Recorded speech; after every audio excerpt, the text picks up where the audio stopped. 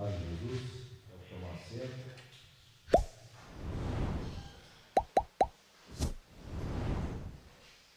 Convido todos vocês a abrir as suas Bíblias na Epístola aos Hebreus, capítulo 7. Vamos dar sequência em nosso panorama dessa epístola tão maravilhosa que nos apresenta nosso Cristo tão exaltado e sublime. Vamos ler todo o capítulo 7, que nos fala assim a palavra do Senhor. Porque este Melquisedeque, rei de Salém, sacerdote do Deus Altíssimo, foi ao encontro de Abraão, quando este voltava da matança dos reis, e o abençoou. Foi para ele que Abraão separou o dízimo de tudo.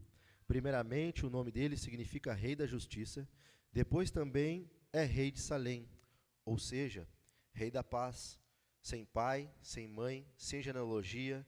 Ele não teve princípio de dias nem fim de existência, mas feito semelhante ao Filho de Deus, permanece sacerdote para sempre. Vejam como era grande esse a quem Abraão, o patriarca, pagou o dízimo, tirado dos melhores despojos. Ora, os que dentre os filhos de Levi recebem o sacerdócio têm ordem, de acordo com a lei, de recolher os dízimos do povo, ou seja, dos seus irmãos, embora este seja descendente de Abraão. Entretanto, aquele cuja genealogia não se inclui entre os filhos de Levi, recebeu o dízimo de Abraão e abençoou aquele que havia recebido as promessas. Evidentemente, não há dúvida de que o inferior é abençoado pelo superior. Aliás, aqui, os que recebem dízimo são homens mortais, porém ali o dízimo foi recebido por aquele de quem se testifica que vive. E por assim dizer, também Levi, que recebe dízimos, pagou-os na pessoa de Abraão, porque Levi, por assim dizer, já estava no corpo de seu pai Abraão, quando Melquisedeque foi ao encontro deste. Portanto, se a perfeição fosse possível por meio do sacerdócio levítico, pois foi com base nele que o povo recebeu a lei, que necessidade haveria ainda de que se levantasse outro sacerdote, segundo a ordem de Melquisedeque, e não segundo a ordem de Arão? Pois quando se muda o sacerdócio, necessariamente muda também a lei, porque aquele de quem são ditas estas coisas pertence a outra tribo, da qual ninguém prestou serviço diante do altar, pois é evidente que nosso Senhor procedeu de Judá, tribo a qual Moisés nunca falou nada a respeito do sacerdócio. E isto é ainda muito mais evidente. Quanto à semelhança de Melquisedeque, surge outro sacerdote, constituído não conforme a lei de mandamento carnal, mas segundo o poder de vida que não tem fim. Porque dele se testifica: você é sacerdote para sempre, segundo a ordem de Melquisedeque. Portanto, por um lado se revoga a ordenança anterior, por causa de sua fraqueza e inutilidade, pois a lei nunca aperfeiçoou coisa alguma, e por outro lado se introduz a esperança superior pela qual nos achegamos a Deus. E isto não se deu sem juramento, porque os outros são feitos sacerdotes sem juramento, mas este foi feito sacerdote com juramento, porque aquele que lhe disse: o Senhor jurou e não se arrependerá, você é sacerdote para sempre. Por isso mesmo, Jesus se tornou fiador de superior aliança. Ora, os outros são feitos sacerdotes em maior número, porque a morte os impede de continuar. Jesus, no entanto, porque continua para sempre, tem o seu sacerdócio imutável. Por isso, também pode salvar totalmente os que por ele se aproximam de Deus, vivendo sempre para interceder por eles, porque nos convinha um sumo sacerdote como este, santo, inculpável, sem mácula, separado dos pecadores e exaltado acima dos céus, que não tem necessidade, como os outros sumos sacerdotes, de oferecer sacrifício todos os dias, primeiro por seus próprios pecados, depois pelo do povo, porque fez isto uma vez por todas, quando a si mesmo ofereceu. Porque a lei constitui o homem sujeito a fraquezas como sumos sacerdotes, mas a palavra do juramento, que foi posterior à lei, constituiu o Filho, perfeito para sempre. Meus irmãos, um tempo atrás eu trabalhava numa empresa de ar-condicionados e prestava serviço para uma grande empresa de construção civil. E vocês bem sabem, quando compram um prédio numa na planta que se fala, é um projeto, a planta, um desenho, e há uma proposta, há uma promessa de se entregar um apartamento, uma casa. E eu instalava os ar-condicionados nos decorados desses apartamentos. Quando a pessoa ia comprar, olhava aquele decorado lá, cheio de espelho, para mostrar que era maior, um ar-condicionado em cada peça, bem fresquinho no verão, e aquilo atraía as pessoas, e as pessoas compravam, precisavam, compravam. Só que quando era entregue, quando a planta era construída, quando era entregue o que era de fato a promessa, não era bem, às vezes, como as pessoas esperavam. Não tinha aquele espaço que elas imaginavam, não tinha aqueles móveis sob medida. Então, elas ficavam descontentes e elas queriam, às vezes, processar a empresa, queriam que fosse entregue o que foi prometido, queriam retornar a planta, queriam que a planta fosse cumprida. E hoje eu quero falar para vocês que essa história esse texto que eu acabei de ler, o capítulo 8 e o capítulo 9, nos fala de uma espécie de uma planta, de um propósito, de um plano que Deus tinha no Antigo Testamento e que, muito pelo contrário, essas plantas humanas que às vezes não cumprem a expectativa. Mas aquilo que o Senhor prometeu no Antigo Testamento, Ele não só cumpriu, quanto é muito maior, muito melhor, muito mais suficiente para o povo dele do que aquilo que havia na Antiga Aliança. E é isso que nós vamos ver. Vocês lembram que a gente já falou aqui, terças passadas, que o autor escreve para judeus cristãos, judeus convertidos, que estão sendo tentados, estão sendo pressionados pela perseguição, pela luta, pelas perdas, pelas dificuldades, a retornar, a retroceder ao judaísmo e a praticar as velhas práticas, voltar aos rituais, às liturgias, tudo aquilo que o Antigo Testamento descreve. E o autor está escrevendo e mostrando que Jesus Cristo ele é, de fato, o cumprimento dessas promessas. Que Jesus ele é superior a todas essas coisas. Essas coisas elas eram boas, elas eram necessárias, mas para aquele período. E tudo isso, nós vamos ver mais para frente, já caducou. Isso tudo já passou, porque essa planta era só a promessa, mas a construção, a verdade chegou. E é Jesus Cristo. E ele já mostrou a superioridade de Jesus em relação aos anjos, em relação a Moisés, a Josué, que Jesus é o verdadeiro sábado, aquelas advertências, aquelas 3 advertências que nós já falamos. E vocês lembram que no capítulo 4 ele iniciou ali no verso 17 falando que Jesus era um sumo sacerdote, que Jesus era um grande sumo sacerdote. E antes de entrar na terceira advertência, ele fala sobre o sacerdote de Jesus em relação à ordem de Melquisedeque. Isso no final do capítulo 5, no verso 10. Só que no verso 11 do capítulo 5 ele começa uma exortação. E ele começa no verso 11 falando assim, a esse respeito, em relação a isso, o sacerdote de Melquisedeque. A esse respeito temos muitas coisas a dizer, coisas difíceis de explicar, porque vocês ficaram com preguiça de ouvir. Então ele está falando que o que ele vai falar ainda é difícil de explicar, mas o povo tem dificuldade, tem preguiça de ouvir. Então ele abre uma espécie de um parênteses onde ele traz aquela advertência, aquele pecado imperdoável que eu falei na semana passada. E agora no capítulo 7 ele retorna de novo, falando sobre essa exaltação. No capítulo 4 ele apresentou, ele já tinha falado no capítulo 2 também, que Jesus era um sacerdote. E no capítulo 4 ele fala que ele penetrou os céus, que ele está à destra de Deus. Mas no capítulo 7 ele volta a esse assunto e mostra essa supremacia de Jesus, essa exaltação de Jesus em relação ao sacerdócio levítico, sacerdócio descendentes de Arão do Antigo Testamento. E nesses primeiros 10 versículos ele faz essa comparação, ou ele relembra o sacerdote Melquisedeque, e ele apresenta aqui algumas características, ele está fazendo uma exposição de Gênesis capítulo 14, do verso 18 ao verso 20.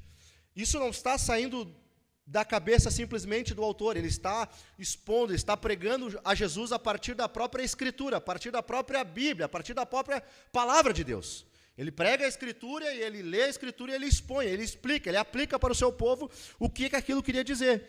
E basicamente ele vai dizer nesses 10 primeiros versículos que Melquisedeque era um sacerdote superior aos sacerdotes levíticos. E ele vai mostrar, primeiramente, que ele era um sacerdote do Deus Altíssimo. Ou seja, ele era um sacerdócio real, verdadeiro. Isso aqui não é uma imaginação, não é uma alegoria. De fato, existiu este homem, que a Bíblia fala, e que ele não tinha, sem princípio, sem pai, sem mãe, sem genealogia, não teve princípio de dias, nem de fim de existência, mas feito semelhança ao Filho do Deus vivo. Aqui está falando que não tinha registro do sacerdócio desse homem, não tinha a sua descendência, a sua linhagem, então não tinha início de princípio de dias, nem de fim de dias. Isso tipificava, apontava para um sacerdócio maior, que era Jesus Cristo. E vocês lembram que para o povo de Israel, Abraão estava em cima. Abraão era tido em alta conta. E ele mostra que esse Abraão reconheceu a grandeza desse sacerdote. Em 2 pontos, ele vai falar no verso 2. Foi para ele que Abraão separou o dízimo de tudo. Foi ele que é esse sacerdote que abençoou Abraão. Ou seja, ele vai falar que o maior abençoa o menor. Que aquele que é o menor vai dar dízimo para aquele que tem que ser pago. Porque a lei dizia que deveriam trazer os dízimos à tribo de Levi. A tribo de Levi recebia o dízimo do povo de Israel.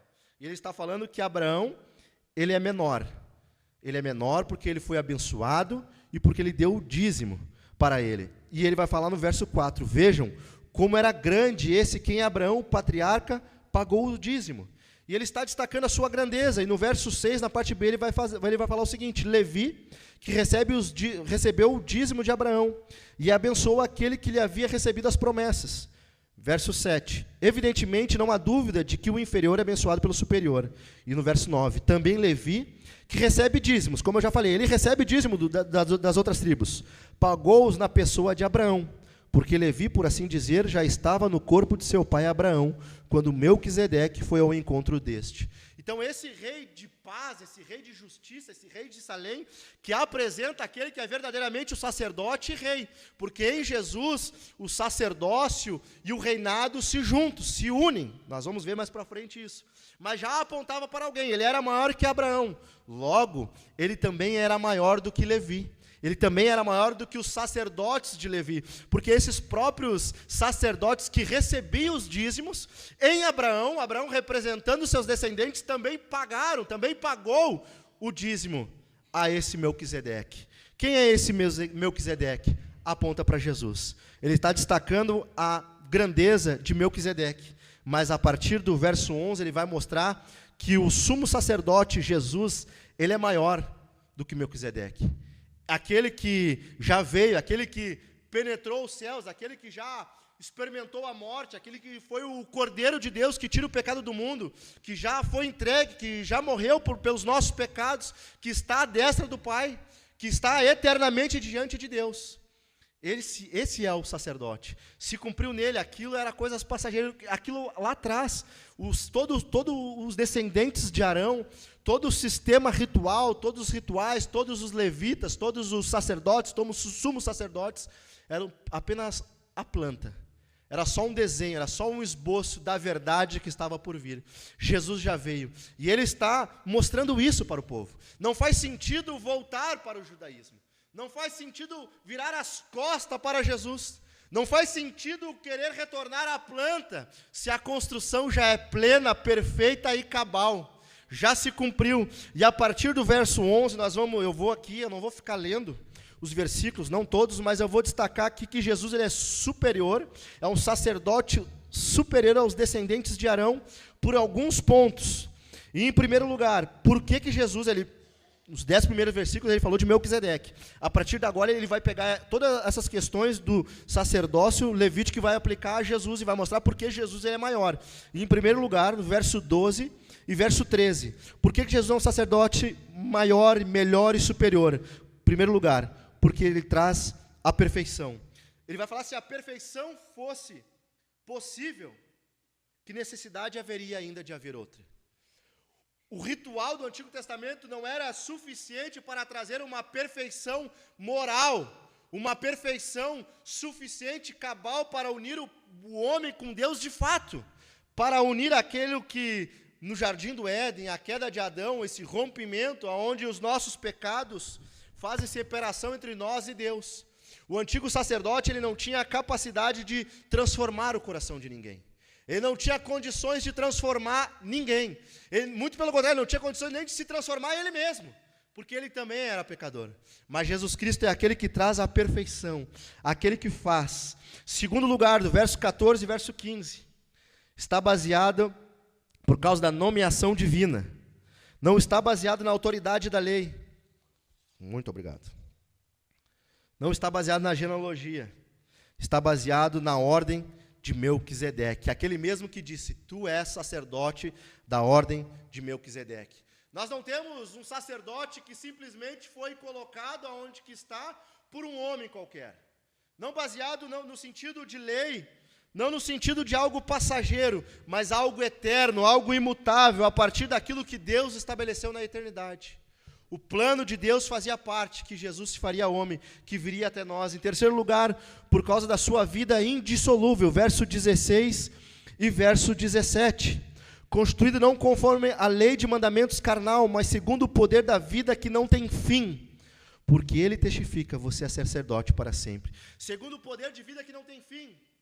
Não segundo a lei carnal, segundo a lei humana, mas uma lei divina, um poder superior, um poder do alto. Não constituído por homens, não como hoje nós vemos pastores sendo colocados pelos seus próprios pais, porque nasceram numa família cristã, porque tem dinheiro, tem posição, tem fama. Não, mas o Senhor Jesus de fato foi vocacionado, foi separado para Deus Pai, para cumprir esse sacrifício, esse ofício, e esse ofício é exaltado acima de tudo e de todos do passado. Quarto lugar, por causa do juramento, verso 20 e verso 21. Aqui também está fazendo uma exposição do Salmo 110 e verso 4. Nenhum sacerdote ouviu esse juramento. Todos os sacerdotes, Arão foi separado pelo próprio Deus, mas Arão morreu. Seus filhos morreram, seus netos morreram, e todos foram morrendo e foram vindo e foram sendo separados porque eles eram filhos de um sacerdote. Nasceram numa família de sacerdotes e eram sacerdotes. Ninguém nunca ouviu o juramento do próprio Deus. Eles ouviam homens falando para eles que eles tinham sido separados para isso. Mas o nosso Jesus ouviu do próprio Deus, e ele é maior, porque o próprio Deus jurou que ele seria sumo sacerdote. Os homens são passageiros, os homens passam, assim como os reinos, os poderes, os governos. Mas o sumo sacerdote permanece para sempre, pelo juramento de Deus Pai. Assim como nós encerramos semana passada falando sobre o juramento, Deus jurou, e o juramento de Deus é incontestável. Quem é o homem mortal que pode se levantar e reclamar desse sacerdote?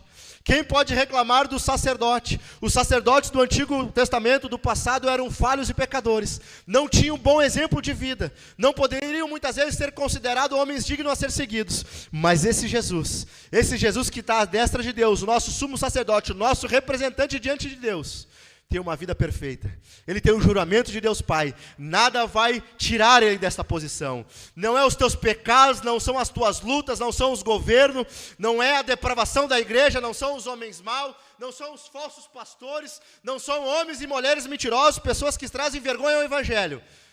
A igreja pode falhar, os homens podem falhar, mas Jesus Cristo jamais falhará, porque há um juramento de Deus, há uma promessa de Deus, que diz que Ele é o sacerdote. O Senhor jurou e não se arrependerá. Você tem um sacerdote que tem baseado no juramento do Senhor. Não tem pecado grandioso, não tem pecado exaltado que o Senhor não pode perdoar. Talvez você tenha cometido algo terrível no dia de hoje, ou talvez a tua mente está sendo contaminada, está sendo te acusando diariamente, mas saiba que há um sacerdote com juramento de Deus. Os homens poderiam passar e os homens passaram, mas Jesus não passa. Ele tem o juramento. Em quinto lugar, porque a sua obra é baseada numa aliança melhor. Verso 22. Por isso mesmo, relacionado aos versos anteriores que ele está falando sobre o juramento, por isso mesmo, Jesus se tornou fiador de superior aliança. A aliança desse sumo sacerdote é maior do que a aliança do passado. Nós vamos falar isso a partir do capítulo 8. A nova aliança é maior, é superior à antiga. Ele é um sumo sacerdote, porque ele tem uma aliança maior. Ele é o nosso fiador. Fiador é aquele que se coloca entre duas pessoas, entre duas partes de um acordo, e vai dizer o seguinte: se ele não pagar, eu pago. Eu já fui um fiador. Fazia um curso no Senai, fui um fiador do meu colega lá, e o rapaz não pagou a conta. Sobrou para mim. Fiador é isso. Quem já alugou uma casa precisa de um fiador. Fiador é isso. Talvez você não tenha um nome limpo, digamos assim, não tem condições, não tem crédito, não tem lá o score muito alto, não consegue comprar um carro, não consegue financiar. Você precisa de um fiador, você precisa de alguém que representa. Você precisa de alguém que faça esse meio de campo, que venha intervir, que venha assinar um contrato, um contrato e venha se colocar, ó, se ele não pagar, eu pago. Essa aliança é maior, esse sumo sacerdote é maior por causa disso. Jesus é um sumo sacerdote por causa disso, porque ele garante, porque ele é o nosso fiador. Nós não cumprimos a aliança, nós não conseguimos. Como eu já disse, o sacerdote do Antigo Testamento não tinha capacidade, o único que ele podia fazer era matar o bichinho, apresentar a Deus e orar pelas pessoas. Ele não podia mudar, ele não podia arrancar aquele coração de pedra e dar um coração de carne. Ele não poderia implantar a lei de Deus no coração de ninguém. Ele não podia mudar o mundo, ele não podia fazer nada. Era um homem fraco, um homem limitado, um homem separado por Deus, mas um homem ainda assim limitado. Mas Jesus é o nosso fiador. Jesus olha para o Pai e fala, se ele não cumprir, eu cumpro. E ele não só cumpre, mas ele cumpre de fato. Ele faz de fato. E além de cumprir aquilo que nós não cumprimos, ele não me lança em rosto.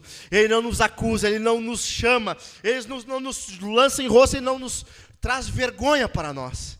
Que sumo sacerdote nós temos. Por isso ele é superior.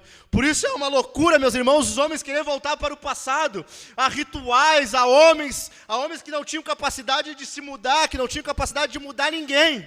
Por isso que Jesus é maior, por isso que vale a pena, por isso que vale a pena permanecer fiel a Jesus, por isso que ele fala como escaparemos nós, se negligenciarmos tão grande salvação. A salvação é grande, porque temos um sacerdote maior, uma aliança maior, alguém maior, alguém melhor, um fiador. Homem nenhum tem capacidade de te salvar, o teu pai não te salva, a tua mãe não te salva, a tua avó não te salva, o teu dinheiro não te salva, o teu carro, o teu emprego, o teu trabalho. Nada garante a tua salvação, as tuas boas obras, as tuas ofertas, as tuas presenças no culto. Nada é suficiente, nada compra, nada garante, nada é digno do Senhor. Somente Ele é o nosso fiador. Por isso Ele é um fiador, o nosso fiador. Ele se tornou o fiador de uma superior aliança. Aleluia! Louvado seja o Senhor. Em sexto lugar, porque ele é um sacerdote, o sacerdócio do Senhor porque é superior, porque é um sacerdócio perpétuo. Verso 23 e verso 24. Ora, os outros são feitos sacerdotes em maior número, porque a morte os impede de continuar. Jesus, no entanto, porque continua para sempre, tem o sacerdócio imutável. Aleluia. Os outros são feitos sacerdotes em número maior.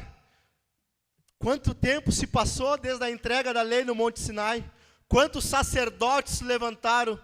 Quantos filhos de Arão passaram por Israel? Quantos homens se levantaram, mas esses homens morriam? Se levantavam um e morria, levantava outro e morria, passava. O sacerdócio sempre existiu, mas nunca foi sempre o mesmo sumo sacerdote. Eles eram muitos, eles eram incontáveis, mas Jesus é um só. E o sacerdote de Jesus é imutável, porque ele permanece, porque a morte não foi capaz de impedir, porque Jesus não morre. Esses homens morriam, porque eram pecadores. Jesus era perfeito, Jesus se entregou e ao terceiro dia Jesus ressuscitou, Jesus está vivo. Nós não prestamos culto, nós não trazemos sacrifícios a um sacerdote humano, um homem que amanhã depois pode morrer. O povo de Israel, ele vinha diante de um sacerdote, que talvez amanhã estava morto. Poderia se encontrar com ele hoje, trazer o cordeirinho, a rolinha, a pombinha, um pouquinho de farinha, como era pobre, trazia só uma pombinha, confessava o seu pecado, fazia todo aquele ritual. Mas quem sabe esse homem na mesma madrugada ele morria. Não tinha garantia que amanhã ele estaria lá. Nunca teve a garantia que o sacerdote ia permanecer, mas em Jesus, a morte de Jesus nos garante. O sacerdócio de Jesus é superior, porque Ele está vivo. Nós podemos achegar à destra de Deus, nós podemos achegar à presença de Deus, o trono da graça, em confiança, em plenitude. Nós temos acesso pleno diante de Deus, porque Jesus está vivo, porque Jesus nos garante, porque Ele pode salvar, porque Ele pode fazer. E em sétimo lugar, porque Ele é superior, porque Ele oferece uma salvação absoluta. Verso 25, por isso também pode salvar totalmente os que por Ele se aproximam de Deus, vivendo sempre para interceder por eles. Pode salvar totalmente, Ninguém salva como Jesus. Só Jesus nos salva dos nossos pecados.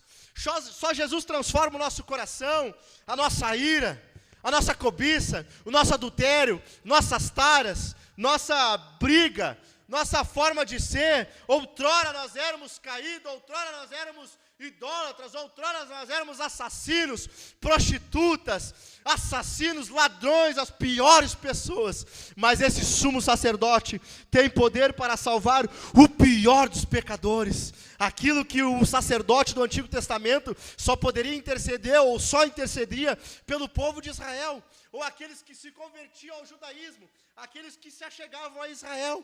Mas esse sumo sacerdote, ele tem salvação para todos, ele pode salvar totalmente todos os que se aproximam de Deus. Há perdão para todos os tipos de pessoas. Outrora era só para Israel, mas agora não, agora é para todos. Se nós estamos aqui nesta noite, foi porque a graça do Senhor nos alcançou, porque esse sumo sacerdote, que salva perfeitamente, cabalmente, eternamente, nos salvou, porque até onde eu sei, ninguém aqui é judeu, ninguém aqui é israelita, todos nós somos gentios, mas Ele pode nos salvar, Ele pode nos fazer se achegar a Deus, e aqui ele fala algo, vivendo sempre para interceder pelos seus. Ele é superior porque Ele salva eternamente, Ele salva cabalmente, Ele continua intercedendo por nós, diariamente. Quando você está lutando com seus pecados, quando você está caindo nos seus pecados, Ele está intercedendo por ti.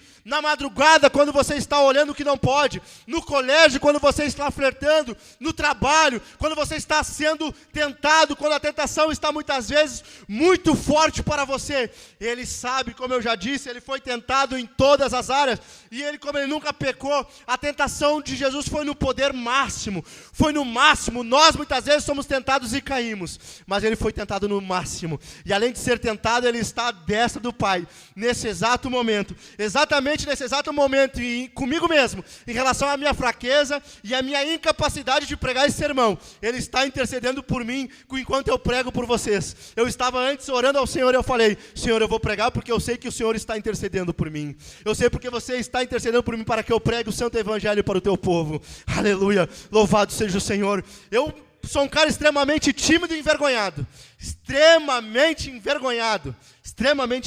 Se eu consigo anunciar o evangelho, é por causa que há um sacerdote intercedendo. Eu sou uma pessoa extremamente falha em algumas áreas, eu paro de fazer muitas coisas na minha vida. Eu costumo brincar, a única coisa até hoje que eu não abandonei foi a fé, e ainda nem depende de mim, depende do Senhor, porque há um sacerdote intercedendo. Meus irmãos, isso é boa notícia. Isso é boas novas. Se isso não alegra o teu coração, se isso não aquece o teu coração nessa noite chuvosa, friolenta, não é a promessa, não é o teu CPF que eu vou revelar, até porque eu não consigo, nem quero. Não é isso que vai trazer alegria e consolo no teu coração, mas é saber que há um sacerdote que está intercedendo, e todo filho de Deus é continuamente alvo das orações de Jesus. Se você está em Cristo, saiba que Jesus está orando por ti. Ele ora pelos seus, Ele disse uma vez que tinha outras ovelhas do seu aprisco e que Ele ia atrair. Jesus está orando até mesmo nesse exato momento por aqueles que ainda não estão aqui dentro nesta noite. Por isso que nós pregamos, por isso que nós anunciamos, por isso que nós evangelizamos, porque Ele está atraindo todos a si, e Ele está intercedendo. Ele não vai parar enquanto não trazer todos os seus filhos à morão celestial. Isso que nos traz o impulso para a pregação do evangelho, para o esposo, para a esposa desviado, para os filhos que ainda não são crentes, para aqueles nossos pais, os nossos parentes, que ainda não conhecem a Jesus como Salvador. A Bíblia nos fala que Ele vive eternamente, para sempre, vivendo sempre, intercedendo por eles, intercedendo pelos seus. Vale a pena continuar orando, vale a pena continuar pregando, vale a pena continuar evangelizando, porque há alguém maior do que nós, há alguém mais poderoso que nós, há um sacerdote mais superior do que o sacerdote do Antigo Testamento, intercedendo pelo seu povo, orando pela sua igreja. E em 8º lugar, para encerrar esse capítulo, Ele é maior por causa das suas qualificações pessoais. Verso 26 e até o verso 28. Porque nos convinha um sumo sacerdote como este, santo, inculpável, sem mácula, separado dos pecadores e exaltado acima dos céus. Meus irmãos, não havia nada em Jesus a não ser pureza, a não ser em santidade. Os sacerdotes do Antigo Testamento, eles eram sacerdotes, como eu já falei, porque nasciam na família de sacerdote. É aquela velha história, filho de peixe, peixinho é. Às vezes tinham uns homens canalhas, como os filhos de Eli. Os homens que não eram dignos de se achegar ao trono da graça. Os homens que não eram dignos do seu ofício. Nasceram numa família, mas o Senhor fala que o Senhor preservava eles porque o Senhor os queria matar. Mas eles não eram dignos, mas eles nasceram nessa família, como hoje. Muitos homens são pastor porque são filhos de pastor. Nós vemos nepotismo, pessoas ganhando autoridade, liderança, exercendo cargo ministerial que jamais deveriam ser, que jamais deveriam assumir esse cargo, que jamais nós vemos de longe e nós olhamos, ele é pastor, mas eu desconfio que nem crente seja. Como vai ser pastor? Não deveria ser líder, não deveria, mas aqui nós vemos que Jesus não é como esses homens. Talvez você tenha um exemplo aí, talvez você já teve experiências com homens que tenham a sua salvação, muitas vezes, de uma forma que a gente até desconfia se são salvos. E olha como pode ser pastor, como pode ser um pastor. Daí tu vai olhar, é filho de pastor, nasceu na família, nasceu, como diz o Leão, com pedigree religioso. Mas Jesus, ele não era da tribo de Levi, Jesus era da tribo de Judá. Ele era um sacerdote da ordem de Melquisedeque. Era alguém maior. O que caracterizava a superioridade de Jesus, um dos aspectos, era a sua vida de pureza, era a sua vida de santidade, inculpável, sem mácula, separado dos pecadores, não no sentido de não ter acesso aos pecadores, de conversar com os pecadores, mas que não era contaminado, porque os homens do passado se contaminavam, cediam, sentavam em mesa dos escarnecedores por muitas vezes, mas Jesus não é como esses homens. Tira, esquece esse pensamento que talvez você tenha, que você nutre na sua cabeça, porque às vezes a gente pensa por ter experiências com homens falhos, que como se Jesus fosse esse tipo de homem.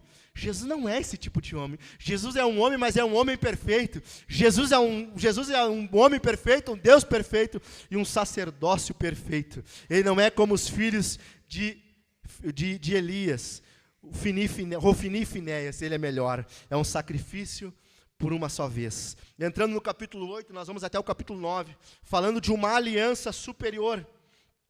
Ele mostrou no capítulo 7 que Jesus, ele é um sacerdote superior a Arão. Agora, no verso 8, capítulo 9, ele vai falar que Jesus, ele continua sendo superior a Arão em relação ao seu ministério. Aquilo que o Arão e os seus filhos, aqueles faziam. E ele começa trazendo aqui, podemos dizer, o resumo da epístola. Ora, verso 1 do capítulo 8, ora, o essencial das coisas que estamos dizendo é que temos tal sumo sacerdote que se assentou à direita do trono da majestade nos céus. Aqui ele quer trazer mais uma vez e destacar que o importante, aqui o capítulo 7, nós podemos dizer que é o ápice, é o resumo, é o ápice da toda a pregação desse autor, que é que nós temos um sumo sacerdote que se assentou à direita do trono da majestade. E como eu já disse, ele é um sacerdote melhor, porque ele já havia sido prometido, lá em Zacarias capítulo 6 e verso 13, que fala de um sacerdote que seria rei e sacerdote ao mesmo tempo. É esse Jesus, ele é um sacerdote e ele é rei, e ele vai falar que se assentou à direita do trono da majestade. Se assentou para nós traz o sentido de descanso. Quando tu trabalha, está cansado, se assenta. Não, no judaísmo não. Se assentar diziam por relação à autoridade. Quando um soberano, um rei queria dar ordem, ele se assentava ao seu trono e falava as suas ordens. O autor está falando que esse sacerdote, ele se assentou ao trono da majestade. Fala de glória, de poder, ele é corregente. O sacerdócio araônico, os levitas, eles ministravam em um sacerdócio, em um tabernáculo terreno. Verso 2. Como ministro do santuário do verdadeiro tabernáculo que o Senhor erigiu, e não o homem. Jesus, ele prestou o sacrifício, ele adentrou no tabernáculo, não terreno, não humano, que ele vai falar no verso 5, que foi falado para Moisés, que deveria fazer como Deus tinha mostrado, como se havia no céu. O tabernáculo do Antigo Testamento era uma sombra, era uma imagem, uma maquete, daquilo que Moisés tinha visto. Mas Jesus, além de ser um sacerdote maior, ele adentrou num tabernáculo maior, um tabernáculo não erigido por homens, mas um local erigido pelo próprio Deus, e isso é o próprio Deus, é o céu, é a presença de Deus, é algo que nenhum sacerdote entrou. No Antigo Testamento tinha o átrio, o santo lugar, aonde só entravam os sacerdotes, com todos aqueles rituais de lavagem, de matança, e havia o Santo dos Santos, onde tinha o véu que separava esse local dentro dos Santos ninguém entrava.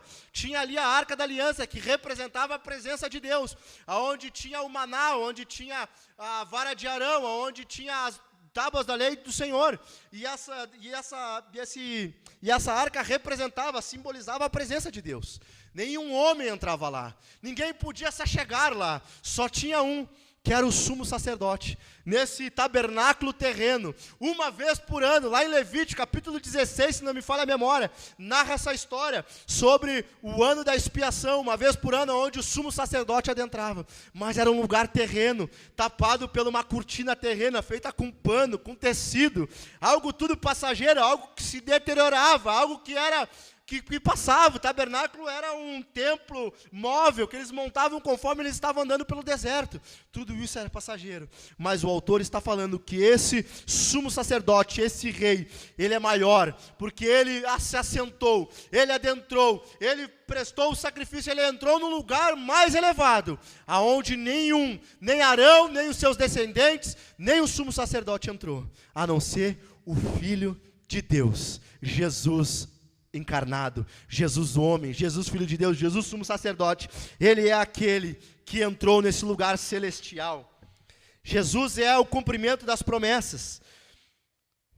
Jesus de fato é um ministério que faz diferença em nossa vida, faz toda a diferença. Ter Jesus ao nosso lado, ter Jesus como nosso sumo sacerdote, faz toda a diferença. E eu escrevi algo aqui para ler para vocês, que sobre as promessas, que Jesus é o cumprimento. Tudo no Antigo Testamento era passageiro. Jesus é a realização das expectativas.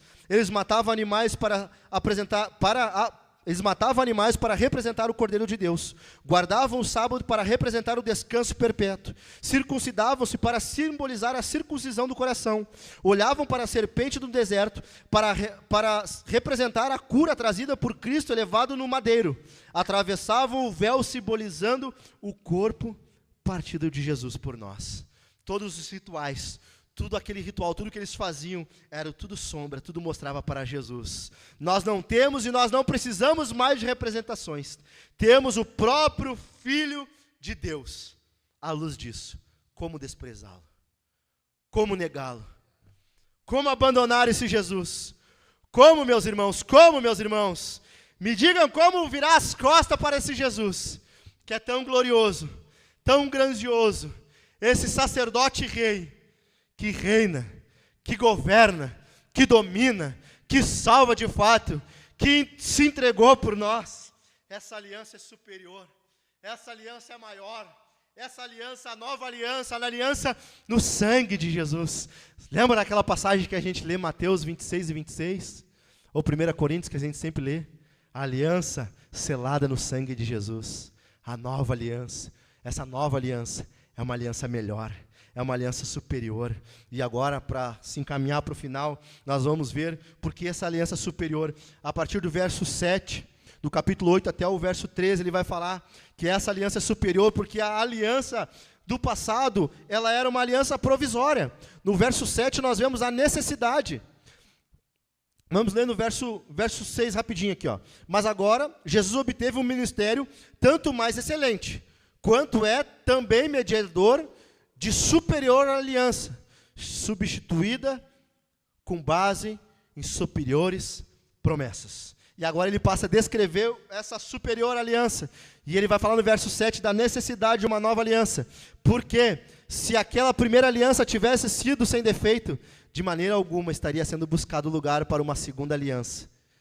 E ele vai falar que essa nova aliança não foi uma inovação, ela estava profetizada, e ele vai citar aqui a citação mais longa que o autor faz em toda a epístola. Ele está citando literalmente Jeremias capítulo 31, verso 31 ao 34, ele vai falar a partir do verso 8 até o verso 13, ele vai citar: eis, aí vem dias, diz o Senhor, que firmarei uma nova aliança. No Antigo Testamento, o Senhor já estava profetizando, já estava avisando, já estava anunciando: eis aí, virão dias que eu firmarei, eu farei. Não depende do homem, não depende de quem quer, nem de quem corre. Louvado seja o nome do Senhor, porque não depende de nós, depende dele. Quando você for ler, depois você ler em casa esse Jeremias, ele fala: eu farei, eu colocarei, eu trarei, eu farei. Tudo é o Senhor, depende dele. A salvação pertence ao Senhor do início ao fim.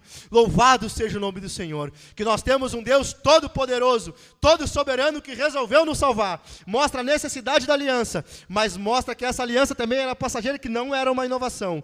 Também mostra que essa aliança, a antiga aliança, eles eram incapazes de obedecer. Como eu já disse, os homens eram incapazes. Essa aliança, esse acordo, esse pacto, tinha a bênção e a maldição. Se eles cumprissem, eles receberiam bênção. Se eles quebrassem, receberiam maldição. E os homens não conseguiram cumprir. Nenhum homem cumpre a lei de Deus, nenhum homem consegue se submeter à lei de Deus. Não porque a lei de Deus tem problema, porque a lei de Deus é boa. Paulo fala isso em Romanos capítulo 7. A lei de Deus é justa, santa. O problema é em nós. A lei nunca teve o objetivo de salvar o homem. A lei nunca teve o objetivo de purificar o coração, de trazer paz à consciência. A lei, ela, como Paulo fala em Gálatas, ela serviu como um aio que nos conduz a Cristo. Ela é como um espelho que nos mostra a nossa pecaminosidade, mostra quão pecadores nós somos, quão falhos nós somos, para despertar em nós um desespero, uma forma de buscar um Salvador, de ver que nós não temos condições de nos salvar, e aponta para o único que pode salvar, aponta Jesus Cristo. Essa nova aliança, ela é superior, porque a antiga ninguém podia salvar, ninguém podia cumprir. Agora nos mostra que Jesus é aquele fiador, como eu já falei. No verso 10, ela nos fala que ela produz uma ética totalmente internalizada, porque esta aliança que farei, a nova aliança, com a casa de Israel, depois daqueles dias, diz o Senhor, imprimirei as minhas leis na mente deles e a inscreverei sobre o seu coração, e eu serei o seu Deus, e eles serão o meu povo. Agora não era uma lei escrita em pedras, mas uma lei gravada no coração, gravada na consciência. Não é uma transformação somente exterior, porque você pode muitas vezes somente cumprir os rituais, poderia trazer os animais diariamente, mas de fato não ter se arrependido no seu coração. Mas a nova aliança é uma aliança daquela que o Senhor disse que arrancaria o coração de pedra e daria um coração de carne. A salvação do Senhor transforma as nossas afeições, não é somente a nossa aparência externa, claro, muda a nossa forma de vestir, de falar, de se comportar, mas muda o nosso coração, porque o pecado não é somente fazer as coisas erradas, o pecado não é amar Deus. Ninguém vai para o inferno porque faz coisa errada. Ninguém vai para o inferno porque desobedece à lei de Deus. As pessoas vão para o inferno porque não amam o Criador dos céus e da terra. As pessoas vão para o inferno porque não confessam a Jesus como seu único e suficiente Salvador. As pessoas podem ser um bom médico, uma boa mulher, um bom político, extremamente bem sucedido, pagar os impostos, nunca trair, nunca matar, bom pai, bom filho, a melhor pessoa na sociedade. E todavia, morrer e ir para o inferno, porque não tem Cristo. Sem Cristo não há salvação. Não é uma transformação exterior. A nova aliança é superior, porque há uma transformação interna, real, perceptível, melhor e verdadeira. E no verso 11, também nos fala que nós não vamos mais precisar de sacerdote. No verso 11, e não se ensinará jamais cada um ao seu próximo, nem cada um ao seu irmão, dizendo, conheço o Senhor, porque todos me conhecerão. Como eu disse, no Santo dos Santos, só o sumo sacerdote entrava. No santo lugar, só o sacerdote entrava. Os pecadores iam somente até o átrio. Mas quando Jesus morreu, o véu se rasgou de baixo a cima. Agora todos temos acesso. Ninguém mais precisa de homens. Claro que temos pastores, nós vamos ver isso depois, lá para frente, o autor de Hebreu vai falar. Mas olhando, nós não precisamos mais de um homem para nos religar ao Senhor. Nós já temos um mediador, Jesus Cristo, Deus homem. Nós já temos um mediador e esse é Jesus. Agora todos em Jesus. Nós não conhecemos mais o Senhor de antemão, porque o sacerdote, ele interpretava, ele aplicava, ele ensinava a lei. Nós vemos isso no Antigo Testamento, quando surgem os escribas, aqueles que ensinam a lei. para o povo de Deus, para o povo comum, mas agora a Bíblia é sagrada, a palavra de Deus está na mão de todas as pessoas, quer crianças, jovens, idosos, que seja quem for, até mesmo quem não sabe ler, em Jesus tem acesso ao Senhor. Você não precisa ter um alto grau de estudo, você não precisa nascer num lar cristão, você não precisa ter um pai pastor e nem um teólogo na sua casa, você tem Jesus, meu irmão, você tem Cristo para se chegar ao Senhor, você não precisa mais de homem, ninguém mais precisa, por isso que é maior, ninguém conhece, todos nós temos experiências de antemão, porque quando nós ouvimos testemunho dos outros, nós só podemos imaginar o que essa pessoa passou. Ninguém pode descrever a experiência que é se envolver com a Santíssima Trindade. Ninguém pode descrever com palavras o que é chorar num culto, o que é sentir a presença do Senhor, porque o ímpio, o ateu, aquele que não conhece, acha que nós estamos aqui somente nós, falando com as paredes, mas não é assim que funciona. Isso não é uma reunião qualquer, não é um clube, não é um grupo, é a presença de Deus. Há uma presença sobrenatural, real, espiritual, verdadeira, porque o sumo sacerdote rasgou o véu, todos nós temos acesso. Aleluia, não é somente o pastor e os obreiros, até mesmo as menores crianças que estão aqui nesta noite têm acesso a Deus Pai, têm acesso à Santíssima Trindade. Louvado seja o nome do Senhor, louvado seja o nome do Senhor. Todos nós temos acesso ao Senhor. O objetivo de Deus não é nos trazer informação a respeito de si.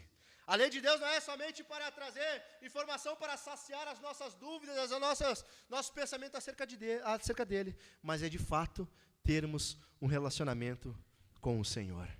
Para o autor é imprescindível que os seus leitores tenham de fato um relacionamento com o Senhor. Salvação para o autor dos Hebreus é se relacionar com Jesus. É permanecer firme nessa aliança superior. É que ninguém mais precisa te apresentar, mas tu tem que conhecer o Senhor por si mesmo. Você conhece o Senhor? Talvez todos que estão aqui são cristãos, mas quem me ouve pela rede social, ou que vai me ouvir outro dia, você conhece a Jesus Cristo de fato? A questão é se você conhece. Em segundo lugar, essa aliança, no capítulo 9 já, essa nova aliança ela é superior, porque os rituais e o santuário eram sombras, não proporcionavam uma união perfeita com Deus. Nós vemos isso do verso 1 ao verso 10. Ele vai falar, do verso 1, ora, a primeira aliança também tinha preceito de culto divino e o seu santuário terrestre, porque foi edificado um tabernáculo. E ele vai descrever aqui várias coisas que aconteciam nesse ritual. Ele está mostrando todo o ritual, alguns rituais que se acontecia. E depois ele vai falar no verso 6, ora, depois que foram feitos todos esses preparativos, que ele falou nos outros versículos, ele vai falar duas coisas. Os sacerdotes entram continuamente no primeiro tabernáculo para realizar o serviço sagrado. O sacerdote, primeiro tabernáculo, sacerdote, lugar santo. Daí o verso 7. Mas, no segundo, Santo dos Santos, o sumo sacerdote entra sozinho, uma vez por ano, não sem sangue, que oferece por si e pelos pecados de ignorância do povo. Daí do verso 8, com isso que ele vai falar isso. Com isto, o Espírito Santo quer dar a entender que o caminho do santuário ainda não se manifestou, enquanto o primeiro tabernáculo continua erguido.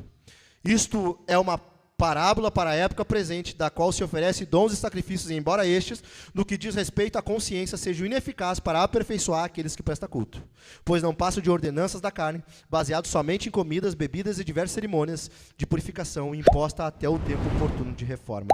Ele está falando que todo o ritual, todo o sacerdote, o sumo sacerdote eram sombras, eram passageiros, não era o suficiente. Que no verso 8 ele vai falar que o Espírito quer entender que o caminho do santuário ainda não se manifestou. Antes de Jesus, o véu ainda continuava lá. Diariamente o sacerdote prestava culto. Diariamente se matava bichos, porque o culto do Antigo Testamento era isso, era matança de bicho. Diariamente se entregava sacrifício, diariamente matava bicho. Era uma matança de bicho, todos os dias tinha matança de bicho, porque todos os dias os homens pecavam, todos os dias a nação de Israel pecava, todos os dias as famílias de Deus, as famílias pecavam, todos os dias é necessário trazer animais, todos os dias e somente uma vez por ano. Tudo o que acontecia, nada foi suficiente. O sacrifício era diário, o sumo sacerdote entrava sozinho. Há aqui uma história uma tradição que o sumo sacerdote entrava com uma corda e uns sininhos. Eu não sei se isso é real, mas eu já ouvi vários falando, já li algumas coisas também, de que o sumo sacerdote entrava no Santo dos Santos com uma espécie de sininhos pendurado no seu corpo com uma cordinha. Porque esse cara era falho. Esse homem também tinha pecado. E se ele não havia se purificado, porque o texto fala aqui que ele levava sacrifício, não, ele entrava não sem sangue, mas com sangue, para oferecer sacrifício pelos seus pecados e pela ignorância do pecado do povo. E ele entrava, mas se ele não havia se purificado, se ele não estava em dia, a tradição, a história diz que ele era morto, ele morria por entrar. Quantos homens entraram nesse lugar e morreram porque não deveriam estar lá? Então, a tradição fala que ele era puxado para fora, porque só ele entrava, quem ia usar para entrar lá? Mas o texto está dizendo, nesses primeiros 10 versículos está falando de que isso era um sombra, de que isso era somente a maquete. Tinha uma construção melhor, tinha uma casa construída, não como essas maquetes, não como essas plantas que nós vemos hoje que te promete algo e não cumpre o contrato, não, mas algo, uma construção melhor, maior e verdadeira. Outrora, eles prestavam conta todos os dias, prestavam sacrifício todos os dias, mas o véu ainda continuava. Eles ainda o faziam, mas ainda continuava. Nós, depois da morte de Jesus, o Espírito Santo habita em nós. Nós não precisamos, quando você peca, você não precisa se batizar de novo.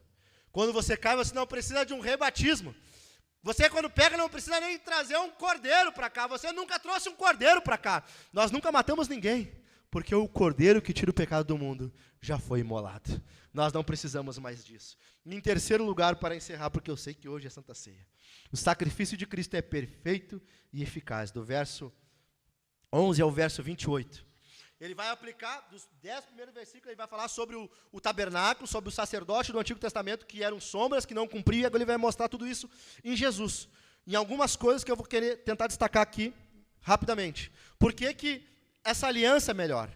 Porque o sacrifício, porque esse tabernáculo superior, esse tabernáculo celestial que Jesus adentrou, prestou o sacrifício é superior, o sacrifício de Jesus é superior, o sacerdócio de Jesus é superior por algumas coisas. Em primeiro lugar, verso 11, porque o tabernáculo é superior, como eu já falei, você pode ir acompanhando a sua Bíblia aí. Em segundo lugar, porque é uma salvação eterna, verso 12, e não pelo sangue de bodes, de bezerros, mas pelo seu próprio sangue, ele entrou no santuário uma vez por todas, e obteve uma eterna redenção. Não por sangue de animais, meus irmãos, mas pelo próprio sangue precioso de Jesus. A salvação é de graça. A salvação é gratuita, mas teve um preço extremamente incalculável. Qual é o valor do preço do sangue de Jesus? Como nós podemos ler para esse texto e olhar que o nosso sacerdote entrou nesse lugar, prestou um sacrifício não como animais, mas por uma pessoa, por esta própria pessoa, o Filho de Deus, não é uma pessoa qualquer. Ele entrou uma vez por todas e obteve uma eterna redenção. O sacrifício de Jesus paga, redenção compra de novo, uma redenção eterna, para sempre. Por isso que ele pode dizer que as minhas ovelhas estão nas minhas mãos, e das mãos e do Pai, ninguém as arrebata. Porque o sangue de Jesus, qual é o maior valor? O que nós podemos, qual é o louco que vai dizer que tem algo mais valoroso para comprar a igreja? Quem é que pode comprar a igreja? Ninguém pode conquistar a igreja, somente Jesus. Por isso que Paulo, quando ele se despede ao Efésios, ele fala da igreja que foi comprada pelo sangue de Jesus. A igreja foi comprada pelo sangue de Jesus. Não foi com sangue de animais, com cordeiros, de ovelhas, mas de uma vez por todas, com sangue de Jesus. E em terceiro lugar, o sacrifício de Jesus, ele pode purificar, trazer uma consciência purificada, verso 13 e verso 14. Portanto, se o sangue de bodes e de touros e a cinza de uma novilha aspergidos sobre os contaminados, os santifica quanto à purificação da carne, exteriormente, o corpo, muito mais o sangue de Cristo, que pelo Espírito eterno a si mesmo ofereceu sem mácula a Deus, purificará a nossa consciência de obras mortas, para servirmos ao Deus vivo. Por esse sacrifício, purifica as nossas consciências. Quando a sua consciência te acusa, quando a tua consciência está te acusando, porque sim, você peca, sim, você luta contra a carne, sim, o Filho de Deus luta contra si mesmo, um Filho de Deus chora, luta, ora, intercede, jejua, se esperneia, luta para não pecar, não quer pecar, mas saiba que o sangue de Jesus, ele não só traz purificação na carne, exteriormente, mas traz purificação numa consciência culpada, e também purifica uma consciência em pensamentos, ele salva de fato, ele transforma de fatos, é impensável também ter somente, você pode apresentar boas obras, você pode muitas vezes se fazer exteriormente, mas você não pode transformar o interior, somente ele muda o coração, ninguém pode imitar o fruto do Espírito, isso é uma obra da graça, isso é uma obra de Jesus Cristo. E em quarto lugar, verso 25, foi um sacrifício voluntário. Por que é maior? Porque é voluntário. Pulei. Verso 25 diz assim: ele não entrou para oferecer a si mesmo muitas vezes, como o sumo sacerdote entra todos os anos no Santo dos Santos, com sangue alheio. Ele é maior porque ele foi voluntário. Os animais que eram sacrificados nem sabiam, nem tinham raciocínio do que ia acontecer. Os homens pegavam, analisavam, tinha que ser um cordeiro perfeito, sem nada, sem defeito, nem de 1 ano, sem nenhum osso quebrado. Pegava aquele bichinho, ó, ele não sabia o que ia acontecer. Ele não era voluntário, claro, porque um animal não é racional, mas aqui não é um animal irracional. É o Filho de Deus, que racionou, que botou numa balança, que analisou, que olhou lá para frente, analisou eternamente, ele pensou sobre a igreja, ele pensou sobre nós, ele pensou sobre mim, pensou sobre você, ele analisou todos os contras, ele pensou todas sobre as quedas, sobre muitas vezes a vergonha que muitas vezes a igreja traz para o seu nome, sobre a vergonha que eu e você trazemos para você, para ele, tudo que nós pecamos, tudo que nós iríamos fazer, mas mesmo assim, é voluntário, mesmo assim, ele quis se sacrificar. Ele é maior. Os animais não queriam, os animais não tinham consciência porque eram animais, mas ele era o sumo sacerdote maior. A nova aliança é feita num sacrifício voluntário. Em quinto lugar, traz o completo perdão, verso 26. Pulando a parte B. Agora, porém, ao chegar o fim dos tempos, ele se manifestou uma vez por todas para aniquilar o pecado por meio do sacrifício de si mesmo. Aniquilar o pecado. Nós não somos mais escravos do pecado. Esses homens tinham que trazer sacrifícios por si, por suas famílias, porque a sua consciência não tinha paz, porque o seu coração muitas vezes não tinha paz. Mas o sacrifício de Jesus é um completo perdão. Um sacrifício de uma vez por todas. Aqueles que estão em Cristo Jesus, não há mais condenação. Não há mais condenação para aqueles que estão em Cristo Jesus. Aqueles que estão em Jesus, aqueles que receberam, aqueles que foram purificados pelo sangue do Cordeiro. Não tem nada mais para se fazer. O sacrifício foi completo. O perdão completo. Nós não temos mais o domínio do pecado, nós não temos mais a condenação do pecado, o pecado não nos condena mais, mas o pecado também não nos domina mais. Os filhos de Deus não são mais dominados pelos pecados. Outrora talvez tu era um tarado, talvez tu era um mulherengo, talvez você era um assassino, talvez você era um mentiroso, talvez você era alguém que ficava flertando, você traía sua esposa, traía o seu marido, você era um filho de desobediência, você era um jovem que colava, você era alguém que não era digno de confiança, de crédito, não tinha palavra, não era alguém confiável, talvez era a pior das pessoas da sociedade.